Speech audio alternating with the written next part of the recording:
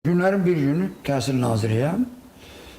Rəsmi səfərdən qayıdıram. İstanbulda havalimanındayım. Oturmuş orada nazirlər üçün xüsusi bilirsiniz şərəf salonu var. Bir neçə adamıydıq.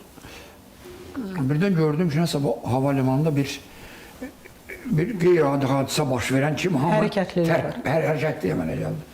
Pəncərədən baxanda gördüm ki, Süleyman Demirel, Türkiyənin keçmiş prezidenti, onda artıq prezident deyildi, həyat yoldaşından təyyarədən indirlər. İndilər, diqqət yetirdim, gəldilər, keçdilər bizdən yuxarıcı, daha yüksək səviyyəli şərəf salonuna da. Onlar da belədir ki, prezident elə həmişə o şərəfə layiq görülür, nazir də onun kimi. Keçdi, getdi.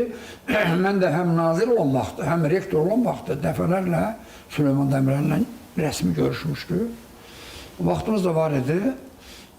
Otaq da yaxın idi. Biraz yaxınlaşdım onun mühafizəçisinə. Dedim ki, bəs mən filan kəsəm. Süleyman Demirel'lə görüşmək istəyirəm. Deyin görün imkanı var mı? Deyin kimi çağırdı məni yanına. Getdi, oturdu yanında. Bir stəkan çay içdik.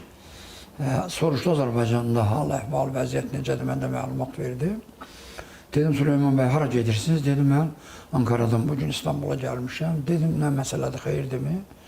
Dedi, bugün bütün Türkiyə, Türk dünyası, onun üzlə olan, öndə gedən insanları bir kişinin cənazəsinin altına girməlidir. Dedim, kimdir? Dedi, o insandır ki, öz vəsaitinin hesabına İstanbulda 600'e yaxın məktəb tikdiribdir. Mən dünən duydum ki, o rəhmətə gedib, həyat yoldaşımla bərabər gəlmişik, indi gedirəm, onun cənazəsi mənim çiynimdə getməlidir. Cumhurbaşqanı da və digər adamlar da gələcək.